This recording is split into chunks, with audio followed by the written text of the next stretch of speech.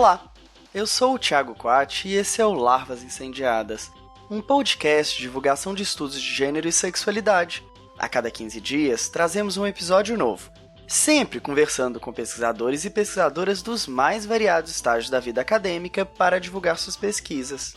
O episódio de hoje é uma homenagem a Fernanda Benvenuti, travesti, paraibana, ativista, mãe, técnica de enfermagem e integrante de escola de samba. Fernanda nos deixou no domingo, dia 2 de fevereiro de 2020, entre o Carnaval e o Dia da Visibilidade Trans. Duas datas que tanto marcaram quanto foram marcadas por ela. A forma que temos de homenagear Fernanda é fazendo sua voz ser ouvida mais uma vez, para que ecoe e possamos aprender com sua experiência. É difícil apresentar Fernanda, pois essa foi e fez muitas coisas em sua vida. Nasceu no interior da Paraíba na década de 60, saiu de casa ainda adolescente, trabalhou de doméstica, babá, artista circense e tantas outras profissões para sobreviver. Estudou técnica de enfermagem e se tornou parteira, trabalhou em diversos hospitais e dedicou muito de sua vida à luta pela saúde pública. Na militância, teve importância em seu estado e também em âmbito nacional. Em outubro de 2002, fundou a Astrapa, Associação de Travestis e Transsexuais da Paraíba, organização que até hoje existe e atua naquele estado na defesa dos direitos das pessoas trans. Durante os anos de 2004 a 2008, Fernanda se tornou vice-presidenta da ANTRA, a Associação Nacional de Travestis e Transsexuais. Representando a ANTRA, participou da elaboração do programa Brasil Sem Homofobia, do processo transexualizador e de tantas outras políticas públicas para a população LGBT. Acreditava na ocupação dos espaços institucionais como forma de promover mudanças sociais mais amplas, e por mais de uma vez se lançou candidata pelo Partido dos Trabalhadores. Seu legado para esse país é amplo e não será esquecido. Selecionei algumas gravações de falas que assisti da Fernanda para compartilhar com vocês. São falas que a ativista fez durante eventos públicos, entre os anos de 2016 e 2017, que acompanhei e gravei para minha pesquisa de doutorado. Como a gravação não foi feita pensando em publicar em um podcast, a qualidade do som não é perfeita e há uma série de ruídos ou barulhos da plateia. Mesmo assim, acredito que vale muito a pena escutar. É claro que o que vocês ouvirão é apenas um recorte de quem foi a Fernanda a partir dos meus encontros com ela. Eu era um estudante de doutorado pesquisando o movimento trans e Fernanda, uma das ativistas centrais daquele movimento. Ela foi uma figura importante nessa minha trajetória, não apenas pelo local que ocupava no movimento, mas também pelo conteúdo de suas falas, por nossas conversas e trocas de carinho. Fernanda era extremamente inteligente, alegre, enérgica e dona de uma personalidade forte. Mesmo sem querer, acabava por se destacar nos lugares. Não se calava quando via ou ouvia algo que não concordava, mesmo quando sabia que suas posições eram consideradas polêmicas ou controversas. Nossas conversas eram intensas. Fernanda discordava radicalmente de várias das minhas ideias, e aprendi muito com essas discussões. Tenho insistido em meus trabalhos que o conhecimento não é produzido apenas nas universidades e espaços formais de saber. Fernanda e o movimento trans produziram e ainda produzem muito conhecimento. Espero que com esses pedacinhos de áudio eu possa honrar a sua história e compartilhar com vocês o conhecimento que ela ainda tem a nos passar.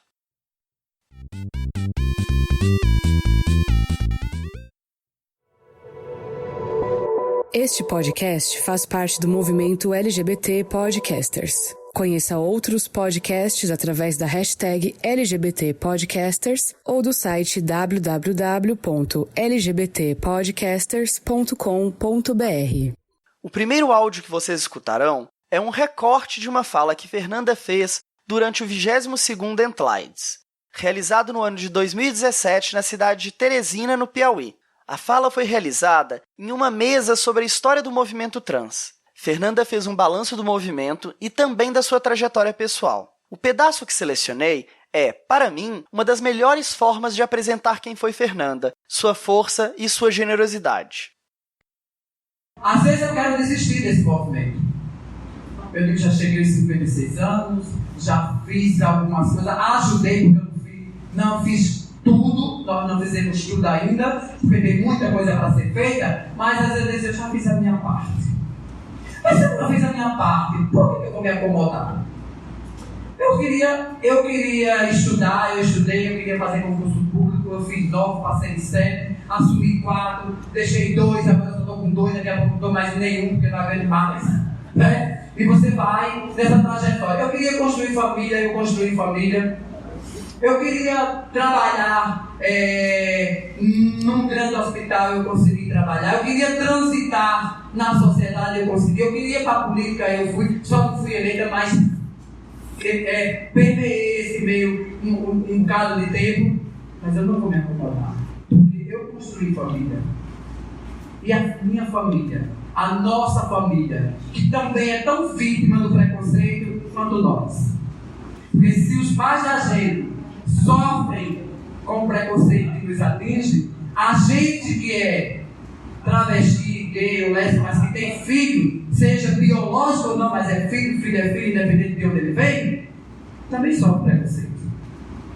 E aí a gente tem que pensar na geração futura. Então, quando a gente constrói toda essa trajetória de movimento, quando a gente começa a criar os encontros, os eventos, as paradas que as pessoas criticam a parada, a gente critica. E aí eu digo, eu faço críticas sim ao movimento, mas as nossas críticas não é para destruir, as nossas críticas é para que a gente melhore.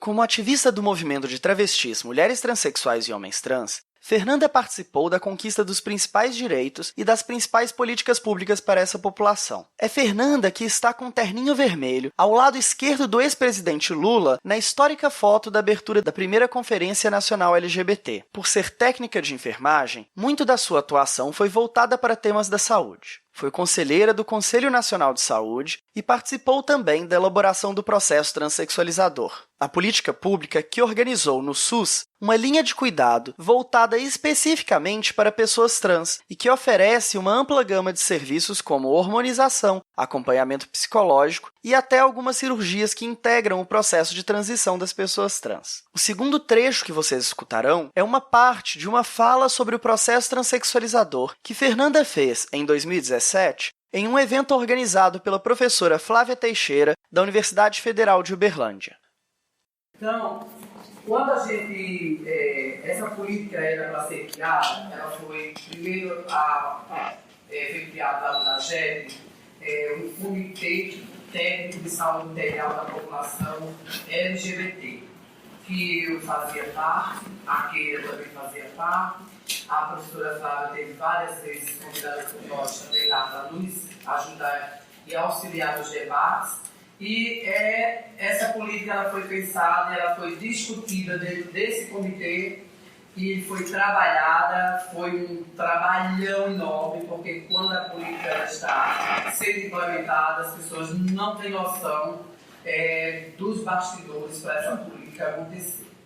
Os bastidores mais traumatizantes do que a gente vê a política acontecer lá na ponta ou não acontecer. Porque quando se faz política pública, ela tem dois rumos a seguir. Ou ela acontece quando tem vontade dos gestores públicos locais, ou ela não acontece. Porque essa política ela foi pensada no âmbito nacional, mas para ser executada lá na ponta, no município e no estado, que é onde acontece a política e é onde as pessoas vivem, é onde as pessoas estão localizadas para acessarem essas políticas. Então, a política, quando a gente pensou, teve muitos embates, teve muitos confrontos, teve confrontos de ideias, teve confrontos políticos, teve um monte de coisas que, dentro do próprio movimento, havia divergências. Que havia pessoas que brigavam naquela época, discutiam pela despatologização das identidades trans, ao invés de construirmos a política, essa política nacional de saúde integral da população LGBT. E nós tivemos que travar uma luta grande, tivemos que fazer até carta para o ministro, para que a gente fizesse com que algumas pessoas entendessem que eram duas coisas. Uma não anulava a outra. Primeiro, a despatologização todo mundo quer. Todo mundo quer que as identidades de gênero sejam despatologizadas, que não sejam vistas como doença. como é hoje, certo? Como é hoje. E a outra coisa era a política do processo transexualizador e a política de saúde integral da população LGBT. Que a política de saúde integral, todos absorveram rápido, todos entenderam que era uma política que era necessária, que era urgente nesse país. Mas quando nós vamos falar do processo transexualizador, aí se criou-se vários embates, vários problemas, por conta da despatologização, que alguém achava que era mais importante e a política ficava em segundo plano. E aí nós tivemos que fazer um trabalho gigantesco, ganhar corações imensos e convencer as pessoas de que a política ela tinha que acontecer independente da despatologização, porque a despatologização não dependia do comitê técnico, não dependia única e exclusivamente de uma assinatura do ministro. Porque naquela época que a gente estava criando, era um momento que era favorável à gestão federal, era favorável às políticas que estavam sendo construídas para a população. Nós tínhamos um diálogo aberto, um diálogo franco, que a gente conseguia acessar até os ministros para a gente dialogar e discutir a política. Então, essa política, ela era a política mais emblemática que tinha, porque não dependia da assinatura do ministério. Se dependesse, os movimentos e o comitê, o Conselho Nacional de Saúde, do qual eu fazia parte, eu era conselheira nacional de saúde na época, nós tínhamos discutido, tínhamos levado e teríamos aprovado no Conselho, e com certeza o ministro da época teria aprovado, porque, modéstia à parte, ele está aqui, eu tinha uma relação de amizade muito próxima com o ministro, era aquela pessoa que não tinha cerimônia para falar com ele. Então, a gente tinha esse caminho aberto para a gente dialogar e chegar até o ministro e fazer aprovar. Mas o buraco é bem mais embaixo do que uma assinatura, porque não dependia do governo brasileiro só, não depende só do ministro, depende de outros mecanismos internacionais que a gente teria que juntar e fazer uma campanha para despatologizar as identidades. E a política era urgente, foi a política que deu para a gente fazer, não é a política ideal, eu digo sempre. Eu fui uma das pessoas que trabalhei incansavelmente, viagens e mais viagens, lugares e mais lugares para convencer as pessoas, para apresentar a política, para mostrar a política para as pessoas entenderem que aquela política era viável, mas a gente mesmo sabendo que ainda não era a política ideal. Porque, infelizmente, nem existe essa política ideal. A política pública ideal, ela não existe. Existe a que dá para fazer, né? E no momento a que deu para fazer foi nesse formato. Então, dentro dessa política, a gente discutiu a criação dos comitês estaduais. Nós discutimos também a criação dos ambulatórios para tratar da saúde integral da população de travestis, transexuais e de homens trans, e discutimos também o processo transexualizador, que muitas vezes as pessoas quiseram fazer um bicho de sete cabeças, onde não existia, quiseram problematizar. Por quê? A política do processo transexualizador, ela não se dá dentro do ambulatório, ela não é uma política ambulatorial. O início da preparação para o processo transexualizador, ele pode sim acontecer dentro do ambulatório, dependendo se o ambulatório, as especialidades que este ambulatório tem. Como, por exemplo, nós criamos vários ambulatórios. No Nordeste, a Paraíba foi o primeiro ambulatório a ser criado, e foi um ambulatório que serviu de modelo, de experiência para muita gente. A professora Flávia esteve lá, outros lugares estiveram lá, e de lá outros estados criaram seus ambulatórios, porque viram que era viável. Porque quando a gente apresentou a política de criação dos ambulatórios, todo mundo sempre achava que sempre tinha que ter um espaço físico gigantesco, que tinha que ter 200 salas, 200 médicos profissionais atendendo. E a gente dizia, não, existe a política de ambulatório, ela pode existir dentro do sistema, mesmo sem um espaço físico. Pode-se criar uma política de ambulatório usando a rede já existente de saúde básica. Mas alguns estados que são mais, que tem assim, gestores políticos, governadores e prefeitos, aquilo outro, com uma certa acessibilidade, e um movimento mais atuante, porque se o movimento não for atuante, não adianta ter a política, ela não acontece. Precisa ter a força do movimento ali, cobrando, batendo, indo lá, reivindicar e dizer que aquela política ela é importante para aquela população, que criou-se ambulatórios com espaços físicos, como é o daqui, como é o da Paraíba, como tem em São Paulo, como tem em outras capitais. Então, esse ambulatório, ele é uma política que, quando a gente criou, a gente ouviu muita crítica, porque as pessoas diziam, mas por que a travesti, a transexual homem não pode acessar o serviço público, que já é gratuito, que já tem na rede pública, tem PSF, tem as UPAs, tem um monte de coisa. Por uma simples coisa, por uma simples razão. Sempre existiu. Mas essa população foi bem atendida, foi acolhida, foi atendida dentro das suas especificidades. É uma população que tem especificidades diferentes. Dor de barriga, diarreia, dengue, zika, tudo isso qualquer ser humano pode ter. Mas imagina uma zika numa travesti, né? Imagina uma chikungunya numa travesti com silicone.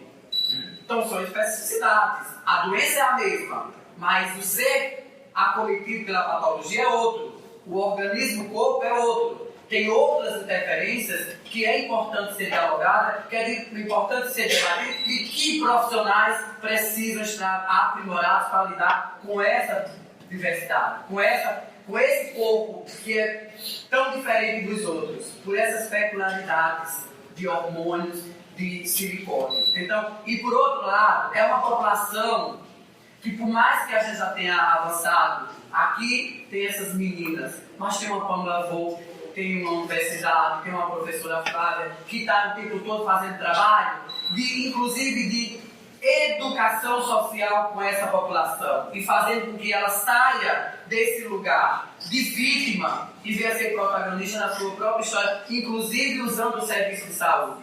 Por quê? Por que é importante isso? Eu trago isso sempre. Na década de 80, eu chamo de vocês me calem, viu? Na década de 80, como era que uma travesti procurava o serviço de saúde?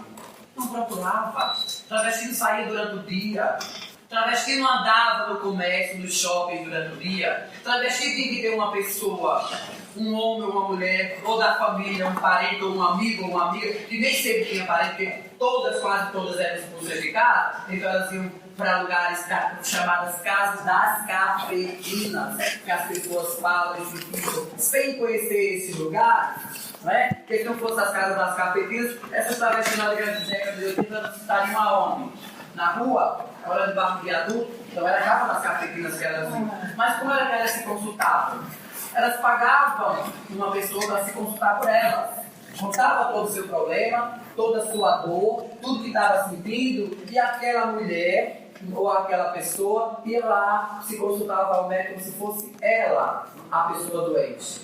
E o médico passava a medicação, levava aquela pessoa, comprava o remédio na farmácia, porque muitas vezes ela nem tinha tanta distribuição de remédio gratuito que atendesse a população, comprava a medicação, levava e ainda arrumava, pagava alguém para aplicar, porque se fosse injetável ela não ia no posto de saúde, porque ela não saía de casa para tomar. E hoje essa realidade mudou, a gente educa pelas meninas, inclusive com a portaria do avanço do nome social, abriu também essa porta para que as meninas procurassem serviço de saúde. Porque no lugar que não tem ambulatório, o fato de elas serem tratadas com o nome social e respeitadas com a sua identidade de gênero, faz com que ela vá procurar um serviço de saúde. Mas o nosso ambulatório, ele tem esse cuidado, ele tem essa cautela, porque só trabalha nesse lugar pessoas com a sensibilidade, com a capacidade de entender essa população, que muitas vezes, quando chega na porta de um ambulatório,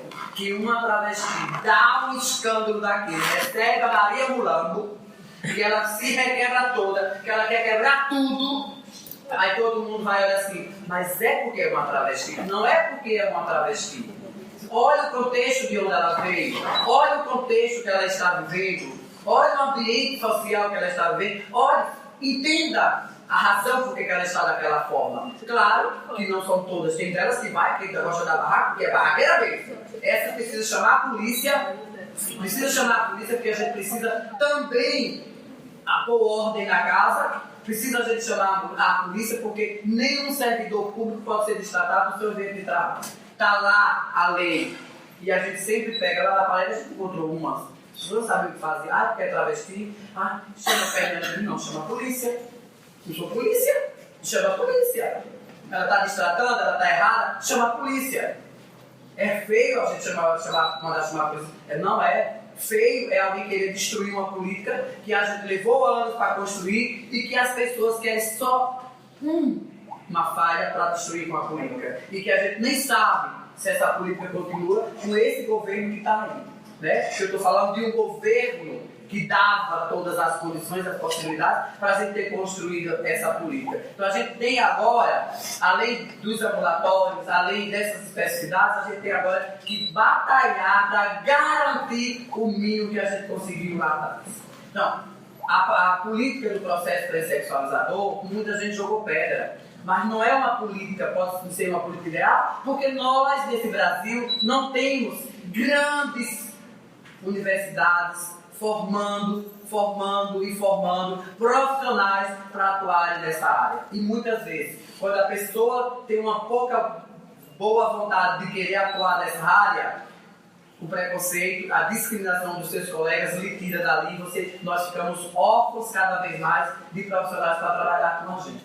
Por isso que tem os dois lados. Quando estou falando aqui, eu estou falando da política e estou falando do lado social. Todas nós, travestis e transexuais que procuram um serviço desse, não tem que atirar pedra, tem que procurar se integrar, procurar conhecer o serviço e usar o serviço. Os ambulatórios, eles vêm tirar essa carga de sofrimento que cada um de nós sofremos lá no PSF. Cada um de nós sofre quando chega na porta de um hospital.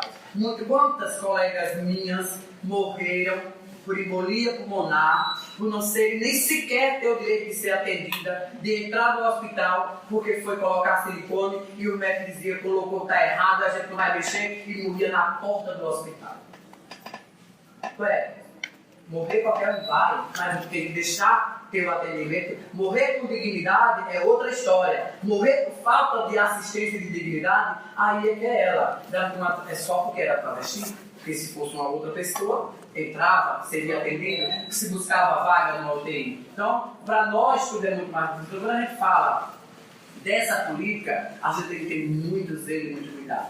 Ela foi construída, gente. Hoje eu estou aqui contando, está aqui o André aqui, está aqui a professora Flávia, porque contar a história de quem vivenciou é diferente de você ler um livro contado por alguém que não vivenciou aquilo. História contada do livro nem sempre reflete a realidade da vivência daquele momento.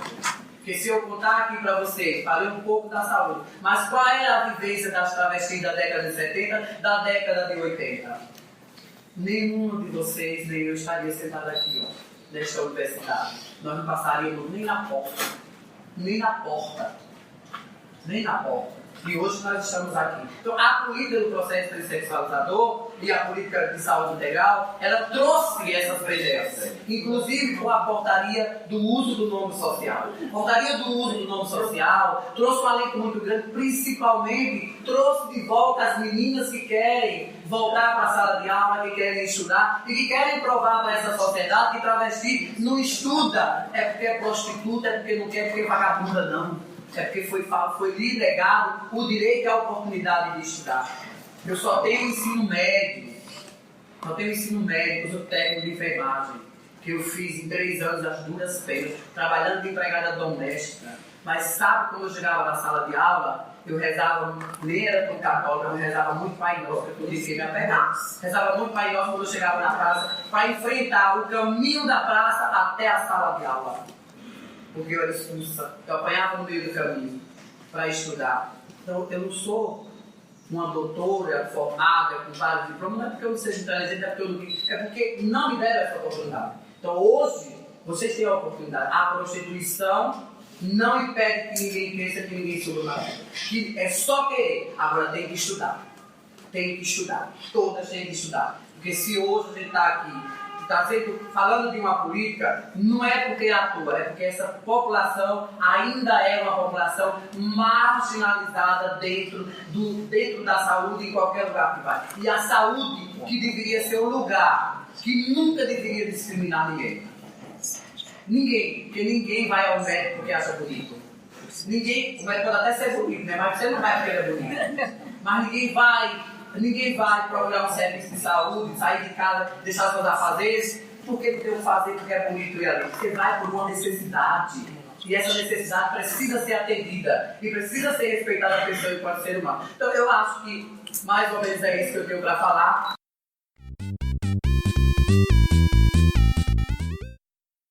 Como pôde ser percebido nesse áudio, Fernanda acreditava na importância da construção de políticas públicas, mas estava desde sempre bastante ciente dos limites institucionais e contextuais dessas. Reconhecia o problema que a patologização da transexualidade trazia, mas acreditava ser possível jogar com essa, operar com suas contradições, mesmo que apenas momentaneamente para a construção de uma política pública.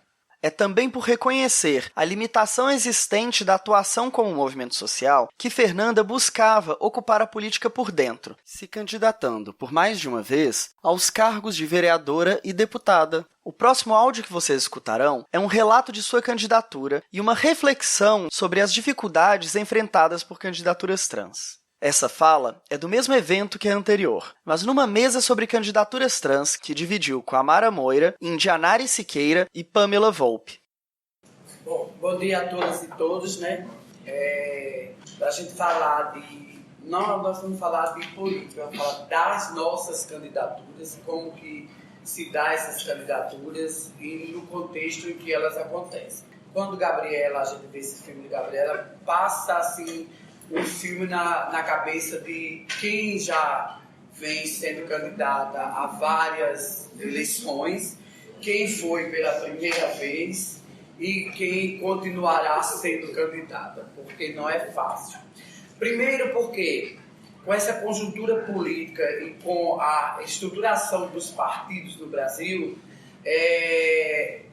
sempre foi muito difícil ter candidaturas LGBTs. As candidaturas LGBTs dentro dos partidos, que me provem o contrário, elas sempre são, na maioria das vezes, com raras exceções, mas são raríssimas exceções, elas são tidas como candidaturas prioritárias. Porque, na maioria, sempre são candidaturas que não têm apoio dentro dos partidos, que são candidaturas que são feitas com a força, a raça e a garra de quem quer colocar a cara à tapa mais uma vez. Porque as travestis e transexuais candidatas, nós sempre colocamos nossa cara à tapa todos os dias. Nós dormimos, apanhamos para dormir e apanhamos para acordar, para seguir o dia a dia da nossa luta. Mas essas candidaturas, todos os partidos hoje, parece que virou até moda, todos os partidos hoje querem ter candidaturas LGBTs, principalmente se for candidatura de pessoas trans. Para eles é como se fosse um amuleto, como se fosse uma bandeira que eles esqueceram de levantar, que eles esqueceram de dar visibilidade durante muitos e muitos anos. De fato não deram essa visibilidade, não deram a importância a esse segmento da população, principalmente da população LGBT. Quando a gente fica imaginando, e aí isso não é imaginar, isso estou falando de quem vivenciou isso na pele. Eu acho que de toda a minha luta social para garantir direitos, para lutar por direitos, para ser gente nessa sociedade brasileira, para existir, não foi mais dura nem mais cruel do que ser candidata dentro de um partido. E olha que a minha candidatura foi dentro de um partido de esquerda, um partido onde as pessoas sempre diziam que era o partido da liberdade, o partido que transgredia todas as regras, era o partido chamado Partido do PT. Não me arrependo de ter entrado no PT, porque lá dentro do partido eu construí uma história política que outras pessoas hoje podem trilhar esse caminho e podem se candidatar. Mas os entraves dentro dos partidos, eles se dão a partir do momento em que as pessoas querem esta candidatura, querem, entre aspas, mas não querem dar o apoio, não querem dar nada para que essa candidatura chegue a ser eleita. O PT, quando eu me candidatei, as 3 vezes que eu me candidatei dentro do PT, por incrível que pareça, eu contei com o apoio de pessoas do PT, mas eu não contei com o apoio do partido. E foi muito revolucionária a minha candidatura, porque das vezes que eu fui candidata dentro do PT, eu fui apoiada por um padre, deputado federal, padre Luiz Couto.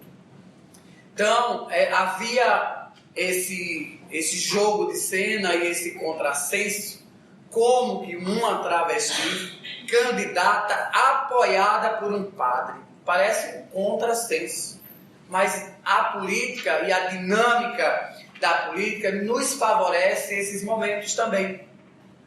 Para mim, isso foi o ponto mais importante de ter sido candidata. Não foi só o fato de ser candidata, foi o fato de ter tido o apoio de um parlamentar, de um padre.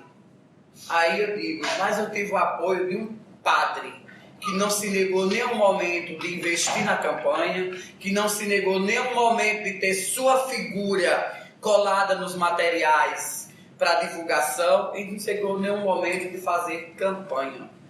Que hoje, ele, por eu não estar mais no partido, apoiou uma candidatura gay, como apoiou diversos candidatos, mas apoiar uma candidatura gay do padre tem um simbolismo muito importante. E essa era a polêmica dessa candidatura.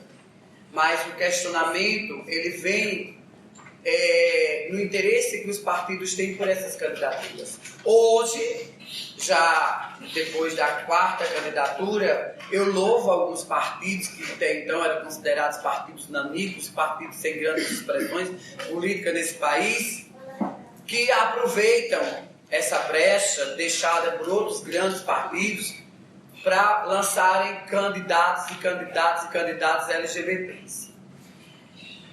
Saí do PT, fui para o PSD agora nessa campanha. Aí as pessoas perguntam, por que você caiu de 1.875 votos para 355 votos? Porque tudo tem um contexto, cada eleição é uma eleição. E nem sempre você leva os mesmos eleitores para a próxima eleição.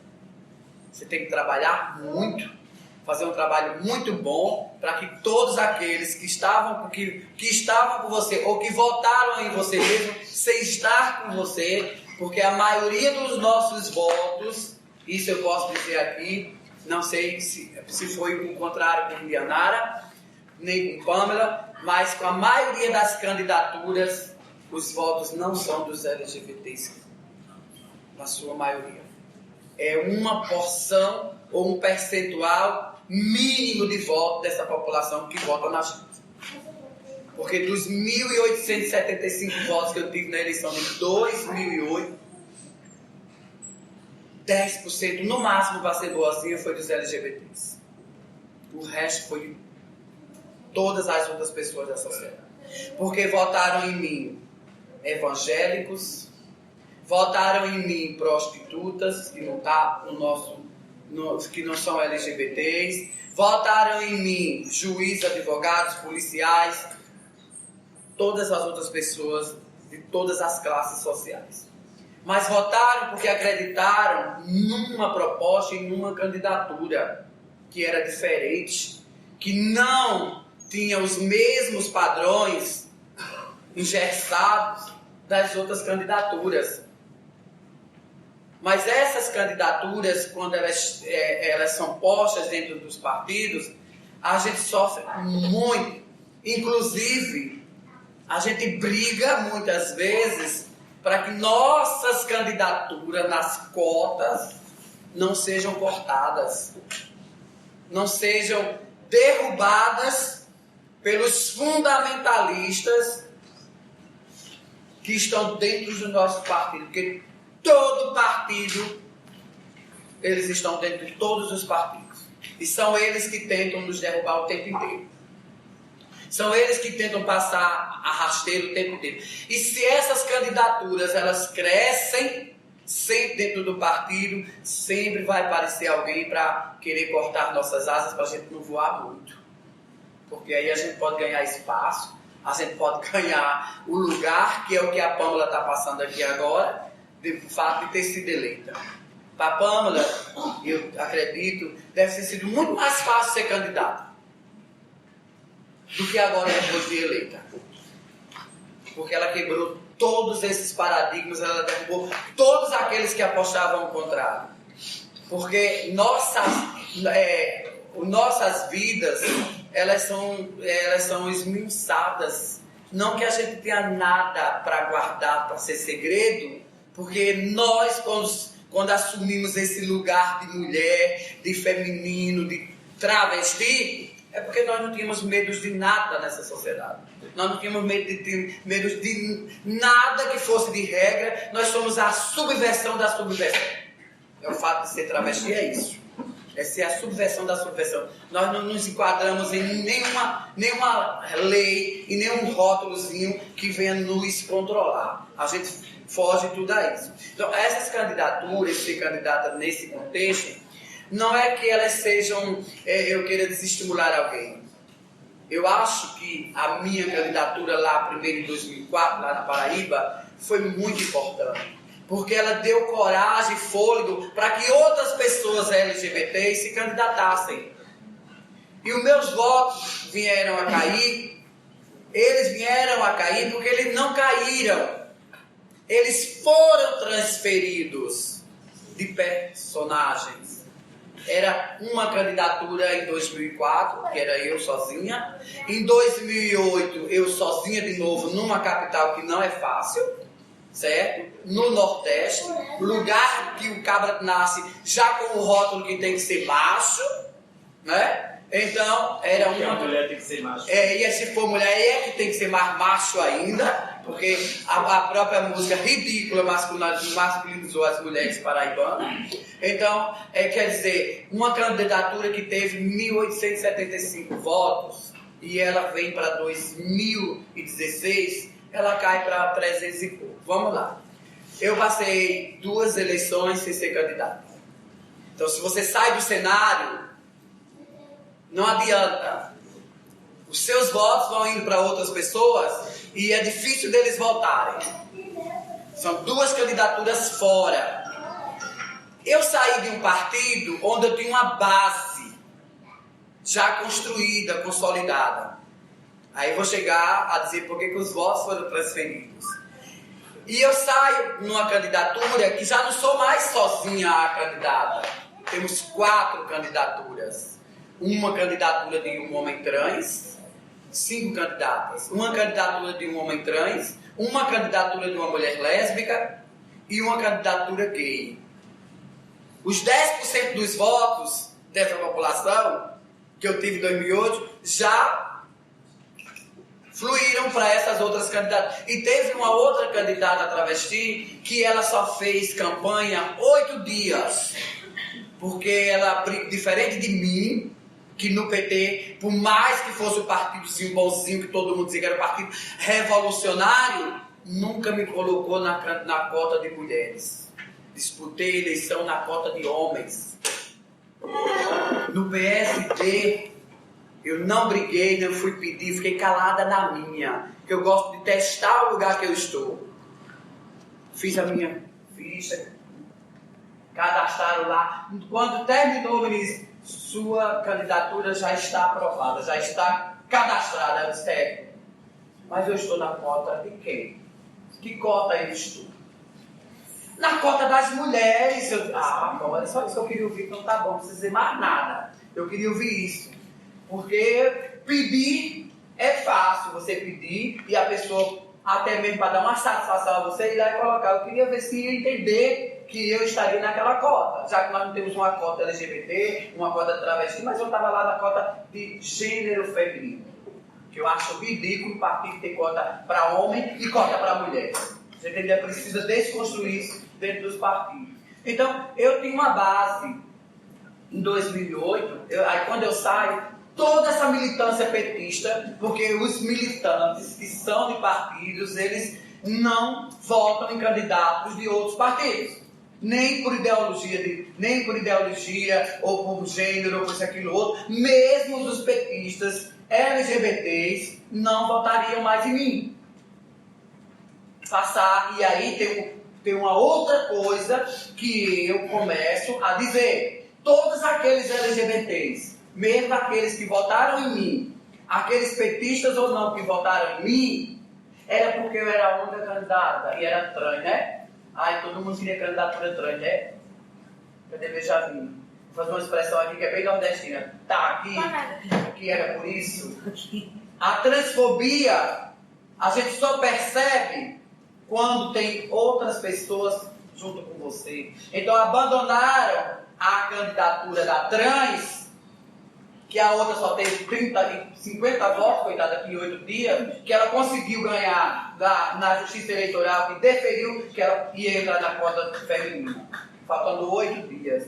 Aí transferiram tudo isso, nada contra, para apenas uma candidatura gay, porque ser gay e ser candidato, para eles era muito mais fácil deles fazerem a candidatura do que a minha. Aí, para mim, eu vejo que essas pessoas que se dizem não transfóbicas, a transfobia se revela a partir daí. A partir daí. Então, tem todo esse cenário, todo esse contexto. Mas, para mim, 355 votos, foram 355 votos dado de paixão, dado porque acredita nessa pessoa, porque acreditava nessa candidatura e porque acredita na representação dessa trans lá no parlamento. E outra vez, sabe de onde foram os meus votos? Das pessoas LGBTs que estavam em volta de mim, eu já contei. E eu já fui buscar ver se de fato... Nunca fiscalizei voto de ninguém, sabe? Eu fiscalizei. Inclusive fiscalizei voto de uma pessoa que é gestor, que era do partido e que foi colocado à minha disposição para trabalhar na minha campanha e que fingia que trabalhava. E ele não votou em mim. Porque na sessão dele eu não tive um voto.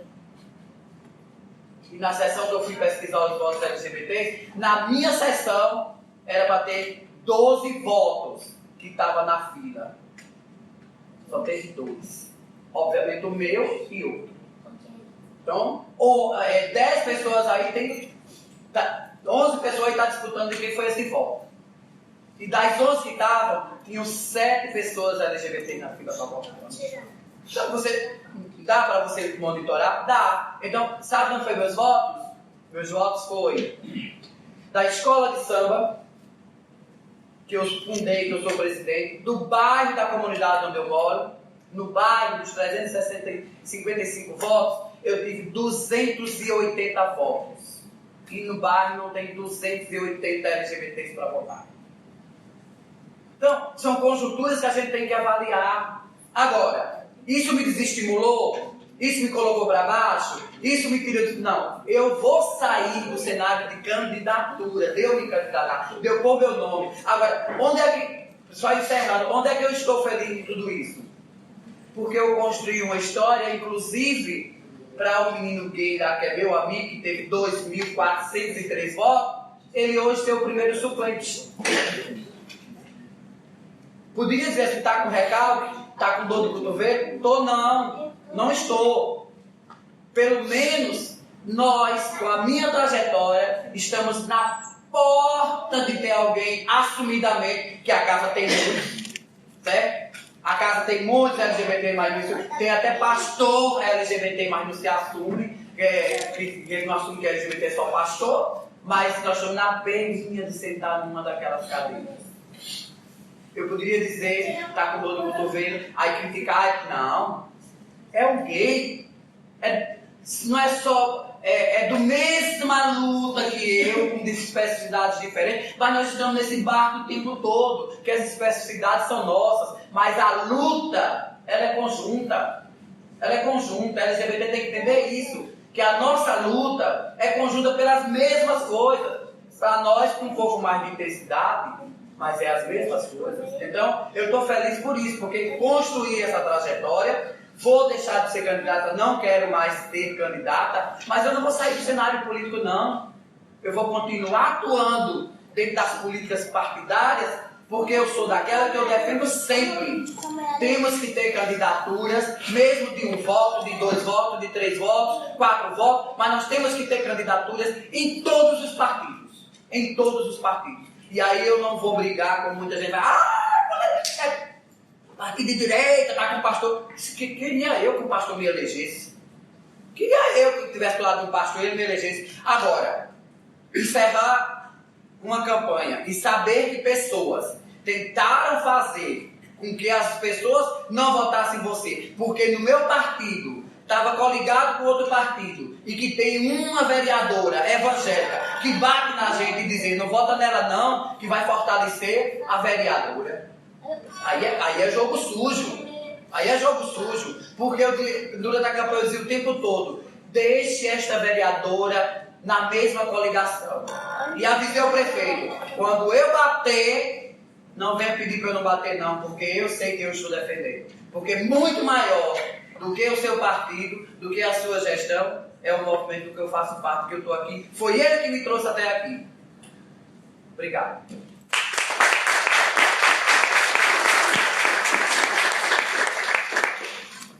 Eu não sei se você que me escuta teve a oportunidade de conhecer Fernanda. Se conheceu, espero que ouvir mais uma vez a sua voz traga tranquilidade e boas memórias. Se não conheceu, espero que agora você saiba, mesmo que apenas um pouquinho, quem foi essa grande ativista que marcou a história de nosso país. E espero que todos nós possamos encontrar forças nas palavras de Fernanda para continuar com gana de lutar e de viver. Fernanda faleceu, mas ainda está entre nós. Fernanda Bevenuti, presente.